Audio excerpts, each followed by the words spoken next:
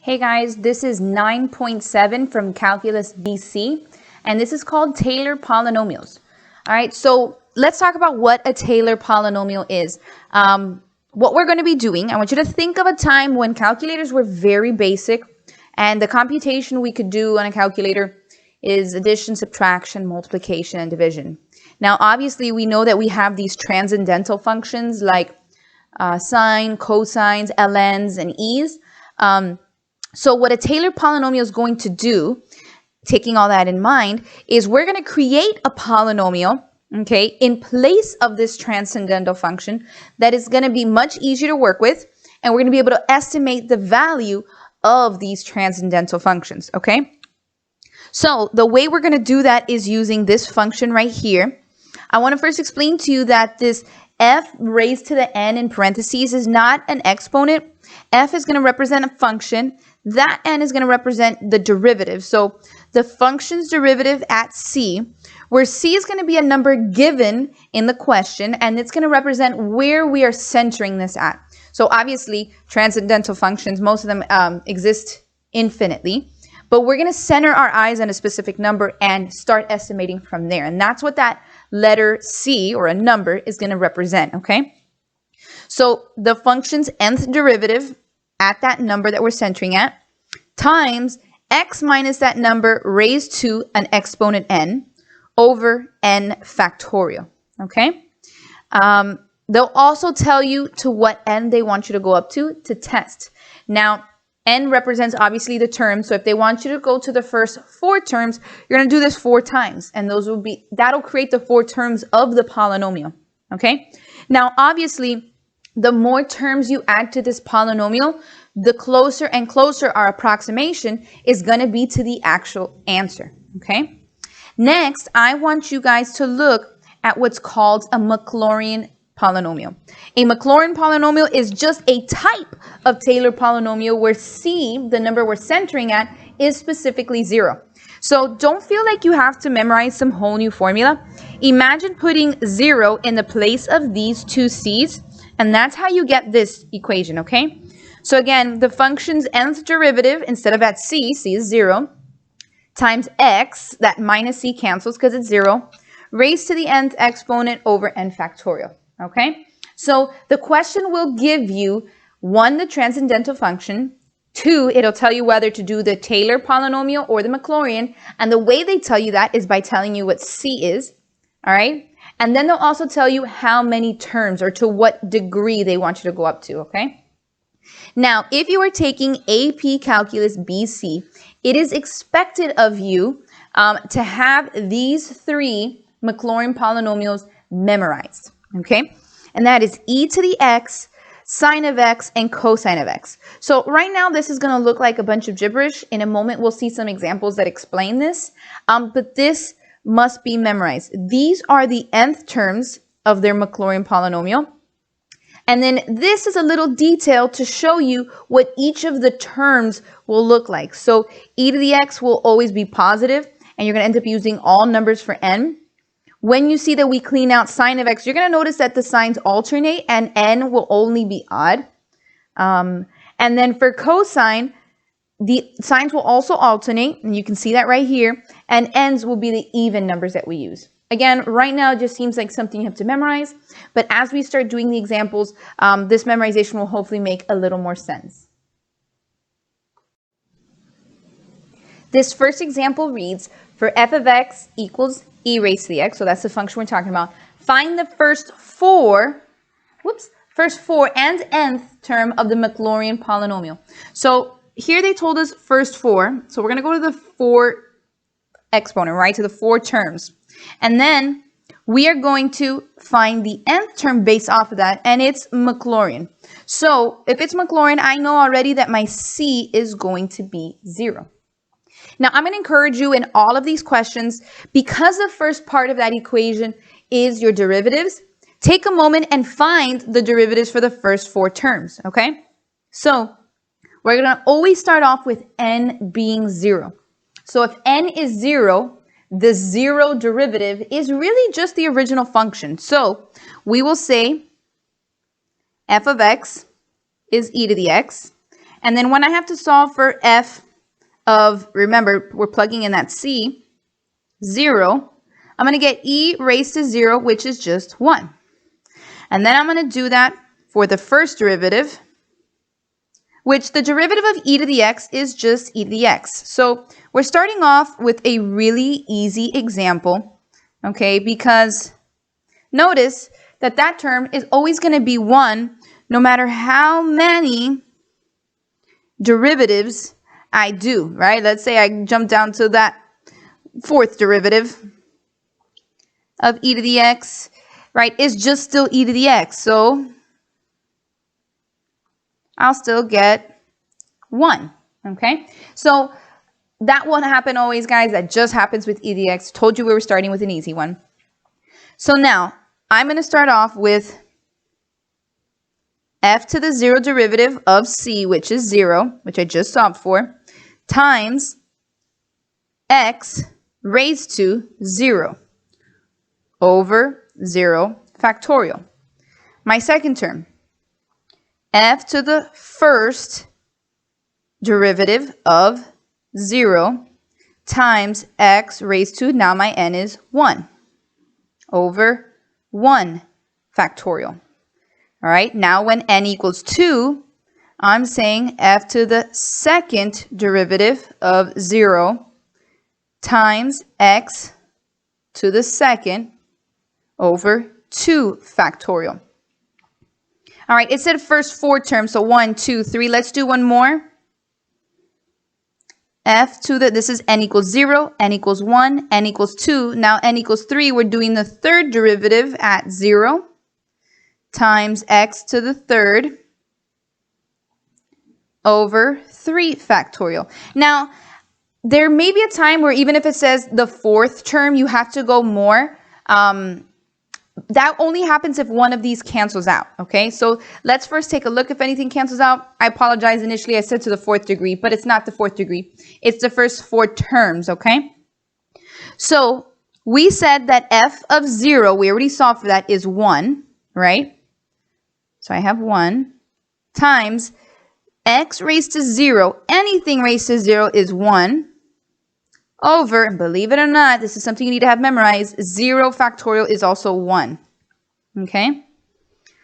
Plus f of the first derivative of f at 0, we solved for it was 1. This is times x to the first is just x over 1 factorial is 1.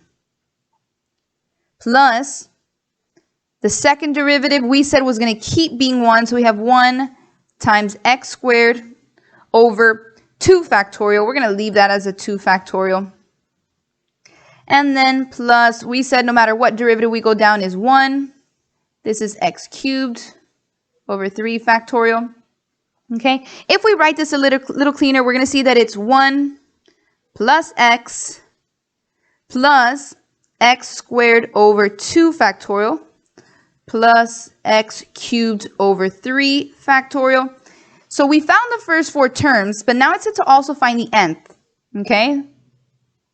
So notice if we keep going, if you catch the pattern, right, it's going to be x, right? Notice all of my numerators are x raised to n. So here when n was 0, I don't have an x. n is 1, it's x to the first. When n was 2, it's x squared. When n was 3, it was x cubed. So it's always going to be the same as n over, notice my factorial in the denominator is also the same as n. So it'd be n factorial, which is the one that I told you had to memorize, right? So we said that the nth Maclaurin polynomial for e to the x, the one you had to memorize, was x raised to n over n factorial. And then we said that it was going to work for all n's. You see how nothing canceled out? And they were all going to be positive. Okay? So this is something really important to have memorized. It's very time consuming and you won't have time to work that on the AP for sine e to the x and cosine, okay? So this next question, it says to find the Taylor polynomial for p sub 4 for f of x equals ln of x centered at c equals 1, okay? So we know it's Taylor because c was a number other than 0. And then ln of x is not one of the ones we have to have memorized. So this one, we would be expected to do this by hand. The next thing I want to draw your eyes to is how it says p sub 4, okay? In the last question, it said the first 4 terms, which means we're going to see 4 terms no matter what the exponent went to. Here, when you see that 4 down there, means we're going to go to the 4th degree, okay? We're going to go up to n equals 4, okay? Not necessarily 4 terms. It's no matter how many terms we end up with, if things cancel or not, we want to end up seeing where n equals 4, okay? So to start off, I know that first part of that formula is going to be the function and its derivative at c. So I'm going to take a moment and solve that. I'm going to go, okay, f of x is ln of x. I need to find up to the 4th derivative. The first derivative of ln of x is 1 over x, okay, which is the one I'm going to use, but if I need to keep doing the derivative, I'm probably going to use x to the negative first, right?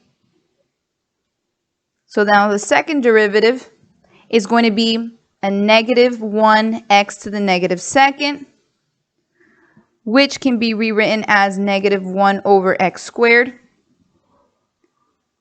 The third derivative, right, I'm going to look at this one to do the derivative, but I'm going to use this one to plug it in, okay? So then here I would have a positive 2x to the negative third. Again, can be rewritten as 2 over x cubed. And then the 4th derivative would be negative 6x to the negative 4th. Again, we can write that as negative 6 over x to the 4th. Okay?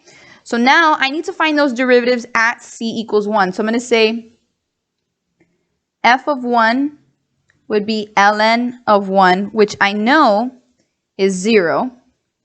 Then I'm going to do f prime of 1, which is going to be, I'm going to use this one, 1 over 1, which gives me 1. Now f double prime at 1, I'm going to use this one, negative 1 over 1 squared. This is going to give me negative 1. The third derivative, I'm going to use this one, 2 over 1 cubed. This is going to give me 2. And then the last one, instead of putting 4 little primes, you could put a little parentheses with 4. It's just a different way of writing the notation. So the 4th derivative of the function at 1, I'm going to use this one, which is negative 6 over 1 to the 4th. This is going to give me negative 6. So now I know for the up to n equals 4, I know what all of my coefficients are, okay? So let's go ahead and do that part. My polynomial to the 4th degree, my first term, right? The coefficient times x raised to, x minus the c raised to n, this is n equals 0, over n factorial, this is, right. So if you need a little more help, feel free to write for yourself, okay, this is n equals 0. On the next one, it's going to be n equals 1, so that it helps you out, okay? So for n equals 1, my coefficient is 1 times x minus c, in this case c is 1, raised to n over n factorial, right? My next one for n equals 2, the second derivative, my coefficient is going to be a negative 1 times x minus your c raised to n over n factorial, okay?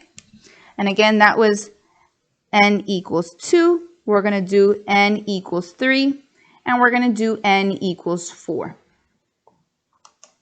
So now my next one, my coefficient for n equals 3 is 2 times x minus c raised to n over n factorial. That was positive.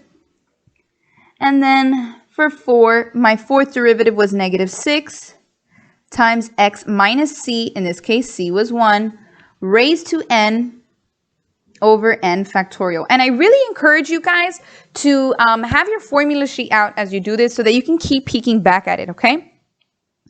So now all that's left to do, that's it messy. I'm going to rewrite it clean, okay? 0 times anything is 0. I know that 0 factorial is 1, but 0 over 1 is still 0. So notice that this term canceled. That's what I was telling you about, that when they tell you the degree, it doesn't matter how many terms you end up with, you just want until the degree is 4, as opposed to the last question that they wanted specifically 4 terms. So if in this question, they would have asked you for a certain amount of terms and one of them canceled, you'd have to go on and find the next one, okay? So now here, 1 factorial is just 1. This, I'm just going to get left with here, x minus 1. Here I have a negative, okay? And 2 factorial is just 2, so I'm going to write this as 1 over 2 times x minus 1 squared. Okay? For this next one, positive 2 over 3 factorial is 3 times 2 times 1, which is 6, which you can also write reduced as 1 over 3. Okay? And then we have x minus 1 cubed. You never have to clean that. And then here I have a negative 6 over 4 factorial is 4 times 3 times 2. So that's 4 times 3 is 12. 12 times 2 is 24. Again, you can reduce this 6 over 24. I'll show you that now in a minute. So if we clean this one more time, we don't have to write the 0. We have x minus 1 minus half x minus 1 squared plus 2 over 6 can be reduced to 1/3. And then 6 over 24 can be reduced to 1 over 4. So if this is already my polynomial, my p sub 4, right? I am done here, okay? But if you want to write the nth term, we would call that p sub n. Notice that every term does have that x minus 1, okay? So that's like our x minus, in this case 1 was c, so I could put x minus c.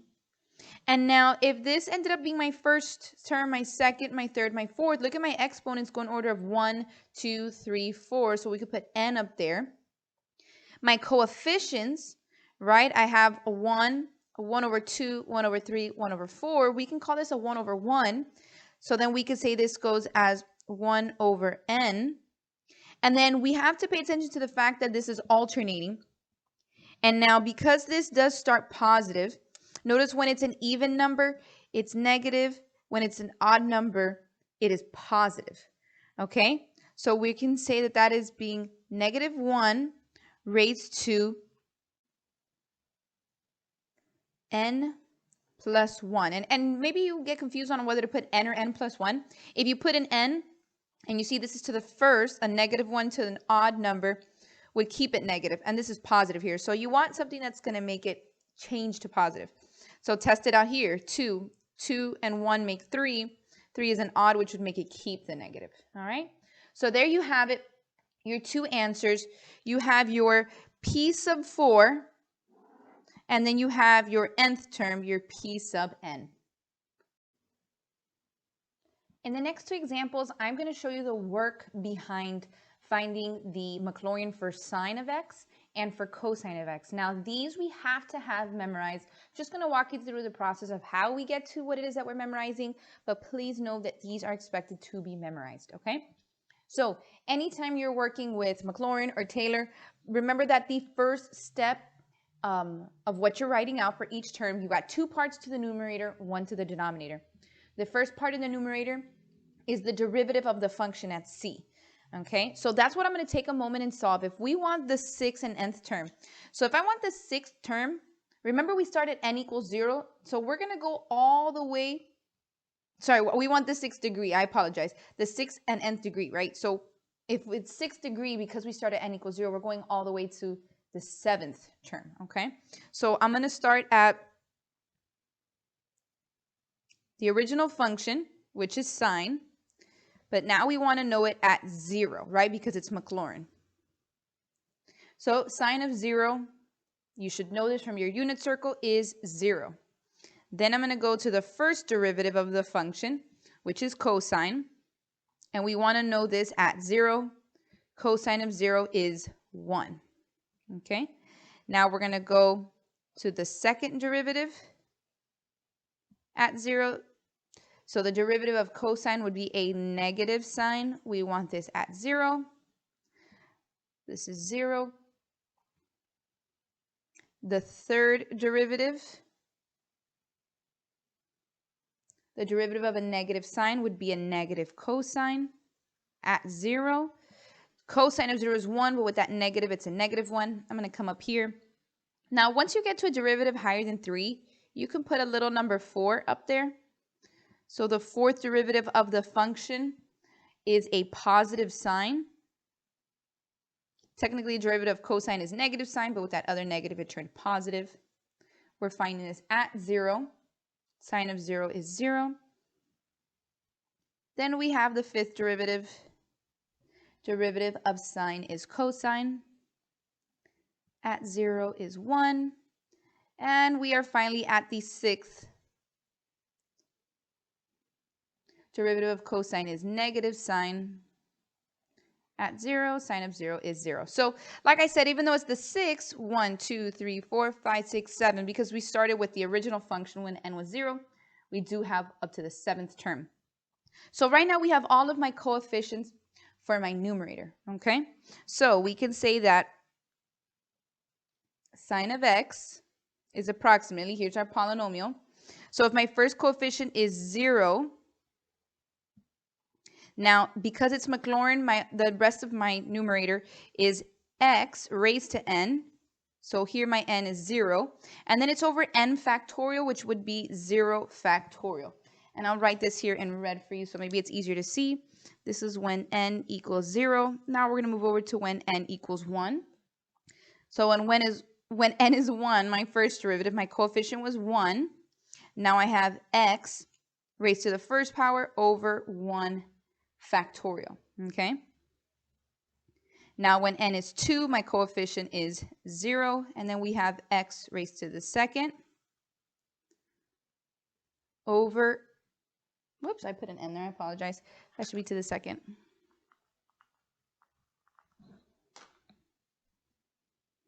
Over 2 factorial.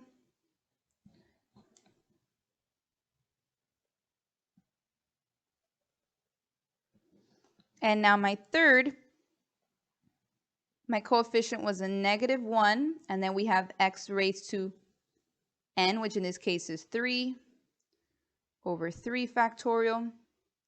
Now the next one, this was when n is 4.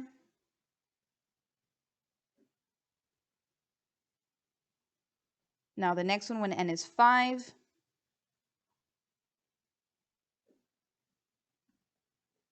And the last one, coefficient is 0 when n is 6.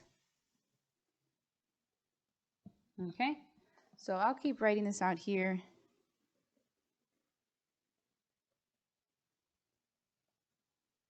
Okay, so we have the coefficients in the numerators, the x raised to n in the numerator, and then in the denominator, n factorial.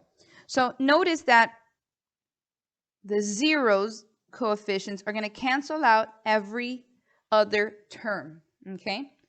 So, because sine is an odd function, notice I stay with all of my odd terms, okay? So we can say that sine, approximately as a polynomial, is going to be cleaned up. This is just x minus, because I got that negative, x to the third over 3 factorial plus x to the fifth over 5 factorial. And now if you catch the pattern, I know this said to stop at the 6, so this is technically my answer.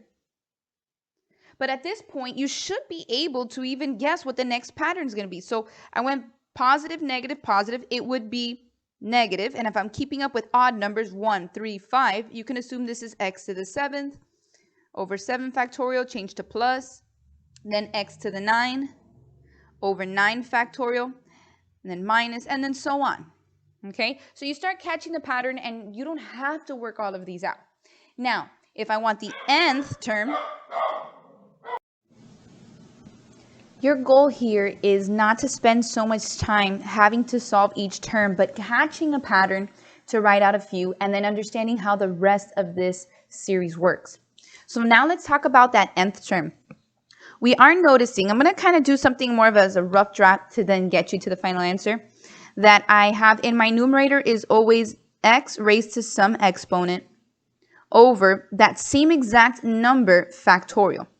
Now we also know that n's are always odd and that it is alternating. Okay? So the way we can write this, we need to remember how to represent odd numbers. Okay?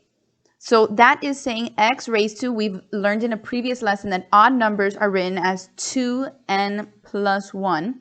And that same odd number is in the denominator with a factorial. And then it's alternating, so I'm going to put my negative 1 raised to the n. Okay? And that is our nth term. So you have the 6, which technically got canceled out, right? And then we have our nth term. Now we're going to do the same exact thing, but instead of for sine, we're going to do it for cosine. I'm going to encourage you to pause this video and try to do this one on your own. All right, so if you pause the video and tried it on your own, let's check this out. So here we started off with our derivatives, okay? And then we started plugging them in. When n was 0, my function at 0 was 1. When n was 1, my function's derivative at 0 was 0, and so on. The negative 1, 0, 1, 0, negative 1. Then we did x raised to the exponents over that n factorial. Now, all of the ones at a coefficient of 0 get canceled out. And I just rewrote them clean. You can see this looks a lot like the last question. And because cosine is an even function, I get left with all of the even terms, okay? When n was even. So just like last time, technically this is my answer because it does ask to the 6th. But understanding the pattern, I can keep technically writing the next term. So positive, negative, positive, negative. I had positive x. I have all the even numbers. So 2, 4, 6, it would have been 8 over 8 factorial. And so on, okay? Now, just like the last time, we can see that I have x raised to some number over that number's factorial. Now, in this case, all the n's are even, and I am alternating. Okay, so the way I would write that, the way I represent even numbers, is I have x raised to 2n over that same 2n factorial, and then because it's alternating, negative 1 raised to n. So I have to the 6th degree, and then I have to the nth degree. This next part says use p sub 6 to estimate cosine of 0.1, then compare it to what actually cosine of 0.1 is. Remember, the whole purpose of a Taylor and Maclaurin polynomial is you're creating a polynomial to mimic this trig function or logarithmic or exponential so that we can approximate what the value is. So all you're going to do is you're going to plug each of these into your calculator, right? What p sub 6 at 0 was, at 0.1. You're going to plug this into your calculator, and then you're going to plug in cosine of 0.1, and you're going to see what they give you. So I've gone ahead and I already typed them into my calculator. Pause if you'd like to do it on your own. Okay? And when you plug them in, see, so here was my polynomial to the 6th degree, plugging in that 0.1, and I get 0.9950041,653. And then when I put cosine of 0.1, make sure you're in radian mode, I get the same exact decimal. Now, if I take off one of these terms, maybe this won't be as exact. Remember, the more terms in that Taylor polynomial, the more exact the estimate is going to be. So that gave us 0.9950041,653, and this gave us the exact same thing.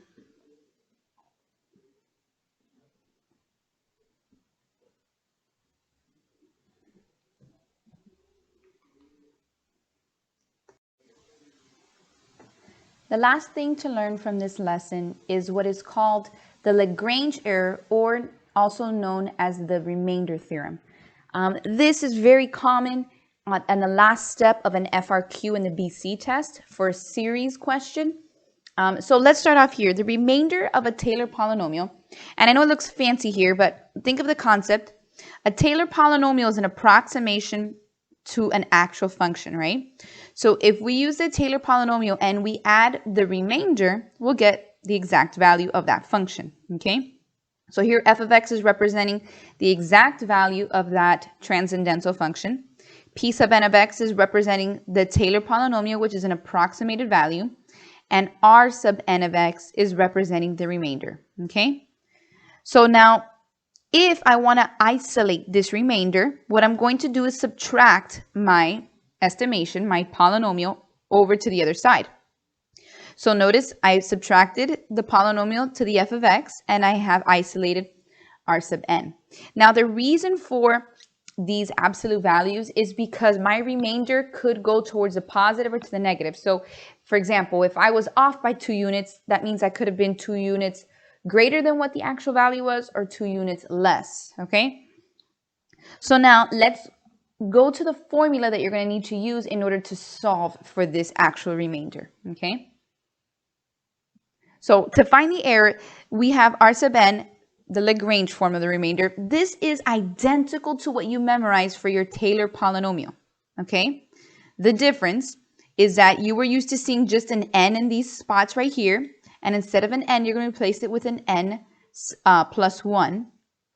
And then this z, okay, you were used to putting in a c here. This is always going to stay as a z. That's going to stay as a variable that you're going to work to find, okay? So now, when they ask you to do this, okay, here's what you're going to do. You're first going to set up the function equals the polynomial plus the remainder. You're going to pause, and you're going to solve for that remainder using this formula, and then plug it right back into here into step 1, okay? They will most likely give you the function and give you the polynomial estimation. They're going to be nice enough to do that step for you, okay? Step 3, you're going to plug in the given value of x, okay? They're going to tell you what x is. Then at that point, you're going to plug it in. You will set up an inequality with a transcendental function, okay? This is more based on what the domain of what that actual function is. So that'll be different for each question, okay? You're going to multiply the coefficient that is given there to the entire inequality, and that'll give you the range of error. So make a little more sense when you're seeing it with an example, okay? And then you're going to add that p sub n into the entire inequality for the range of what f of x could be, okay? And that will give you that range of the error that you are off of f of x. Watch with the example, and hopefully it'll make some more sense for you. This question reads, the third Maclaurin polynomial for sine of x is p sub 3 of x equals x minus 3 cubes over 3 factorial. Use Taylor's theorem, which is another name, guys, for Lagrange, for remainder theorem, Taylor's theorem, to approximate what sine of 0.1 by that third polynomial 0.1 is, and determine its accuracy. So we've got a lot going on here. So far, let's look at what is given. They're giving us, right here, let me get the red. They're giving us what f of x is, right? So here's f of x. They're giving us what p sub 3 is, and then they're telling us the actual x value they want us to use to approximate, okay? So I gave you a list of 6 steps. So step number 1 is to write out f of x equals the polynomial at x plus the remainder, okay? So f of x equals, we're doing it to the 3rd degree, so p sub 3 of x plus the remainder to the 3rd degree of x, all right? Now, step 2, we're going to take a moment and we're going to solve for that remainder. And then we're going to plug it back in to step 1, okay? So my formula says that if this is 3, it's going to be n plus 1 up here. So if n is 3, this is going to be the 4th derivative at z times x minus, this is Maclaurin, right? So we're going to say 0 to my n plus 1, which in this case is 4, over n plus 1 factorial. And if n is 3, then it's 4 factorial. Okay? Let's take a minute and figure out what the fourth derivative is at z. Okay? So here we're going to pause. Or you know what? Yeah, let's pause over here. If my function is sine of x, I need to take a minute and find the fourth derivative. Okay? So first derivative of sine is cosine. Second derivative is going to be a negative sign. And then my next derivative, my third, is going to be a negative cosine. And then my fourth derivative, so I can put 4 tallies, it might have been easier to put a 4, is going to be a positive sign. Now they wanted me to do the fourth derivative at z. So this portion is going to be sine of z. Okay, so I'm going to take a minute and rewrite that. This is going to be, remember this little fourth derivative at z we found out was sine of z. This is going to be just x to the fourth, so times x to the fourth over 4 factorial. So now we are going to plug that in and rewrite our step 1. So it's going to be f of x, which in this case is sine of x. So I can say sine of x equals my polynomial to the third degree, which they gave us, x minus x cubed over 3 factorial. And now plus the remainder. So plus, I'm just going to rewrite this guy right here, which is sine of z times x to the fourth over 4 factorial. And I'm done with step 2. Step 3 is to plug in the x value. So in this question, our x value is 0.1. So I'm going to plug it into all 3 of these. So f of 0.1 would be plugging it into my function, which is sine. So it is sine of 0.1. Next would be p sub 3 of 0.1. So p sub 3 was given up here. So I'm saying 0.1 minus 0.1 cubed over 3 factorial. If you plug this into your calculator as is, we have a decimal 0.099833. Okay, I'm going to start to move up now. And then we have the remainder. So we have r sub 3 of 0.1. I'm plugging that in here. Now remember, this is x equals 0.1, not z. So that z has to stay exactly as a z. So sine of z times 0.1 raised to the fourth over 4 factorial.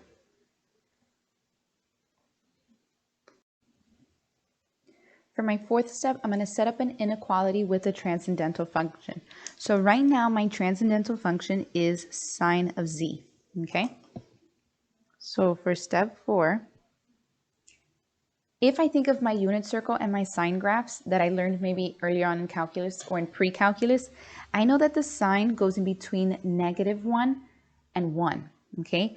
But because we're talking about a range of error and how much it deviates, I don't really care if it deviates towards the positive or the negative, just so much more as to a quantity as to how much it deviates. So I'm going to analyze the absolute value of sine. And so if it's the absolute value, I don't care about going to the -1. So I'm going to count it from 0 to 1. Okay, so we'll say the absolute value of sine is from 0 to 1. Now for step 5, what I'm going to do is, because this remainder is not just a sine of z, I also have this as a coefficient. I'm going to multiply that coefficient into all 3 parts of my inequality. So I'll say 0 times 0.1 to the 4th over 4 factorial. And I know that's obvious, but we'll clean that up in a minute. And then I'm going to multiply my sine of z with 0.1 to the 4th over 4 factorial. And then same for my 1.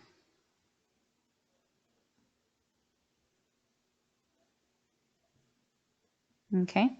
Now, if I clean this in my calculator, here I have 0. Here, it's going to stay with my remainder, meaning my range of my remainder is going to go from 0 to whatever this number cleans up to be.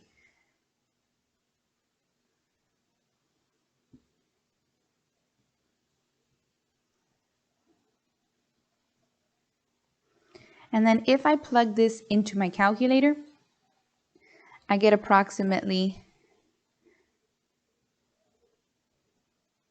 this decimal, okay, with a lot of 4s there. So now this right here is technically one of my answers. This is, like I had said in step 5, is my range of error. So this right here is my range of error.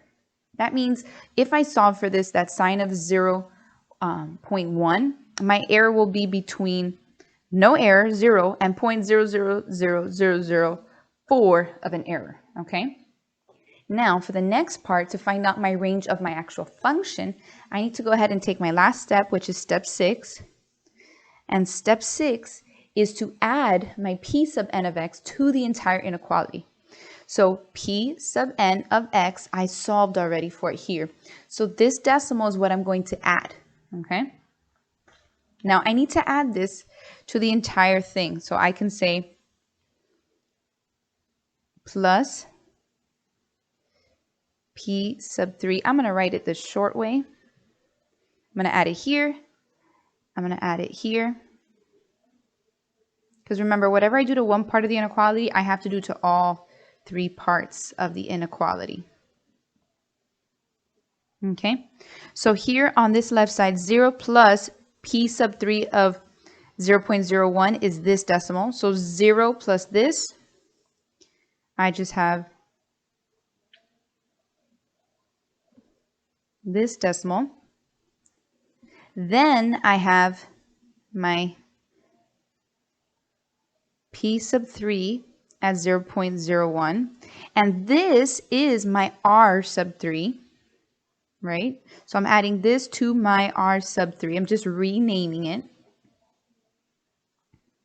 And then this decimal plus p sub 3 of 0.1, which is this. If I add these two in my calculator, I get 0.099837. Now, just one last step of writing this a little neater. P sub 3 and r sub 3, we said all the way at the beginning that p sub 3 and r sub 3 is your f of x function at that same point.